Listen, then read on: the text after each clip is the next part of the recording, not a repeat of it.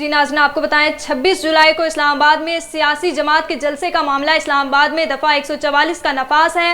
मज़ीद जानते हैं खालिदा राजा से। जी बताइएगा। जी बिल्कुल, अगर देखा जाए तो जो 26 जुलाई का जमात इस्लामी का धरना है और जो एहतजाज किया जाएगा, उस हवाले से जो ज़िले इंतज़ामिया है उनकी जानिब से भी अहकामात जारी कर दिए गए हैं। ज़िले इंतज़ामिया का ये कहना है कि हमने इस्लामाबाद भर में जो है दफ़ा 144 नाफिज कर दी गई है, जिसके तहत किसी भी किस्म के जलसे, जुलूस और एहतजाज पर पाबंदी लगा दी गई है। ज़िले इंतज़ामिया का ये कहना है कि अगर कोई शहरी शख्स वाहिद या कोई भी जमात किसी किस्म का कोई एहतजाज या एहतजाजी धरना करेगी तो उसके खिलाफ दफ़ा 144 के तहत कानूनी कार्रवाई की जाएगी।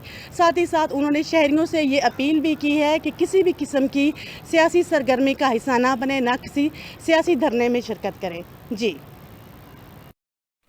जी नाज़रीन, आपको बताएं 26 जुलाई को इस्लामाबाद में सियासी जमात के जलसे का मामला इस्लामाबाद में दफ़ा 144 का नफास है। बहुत शुक्रिया खालिदा राजा, हमें तफसीलात से आगाह कर रही थी।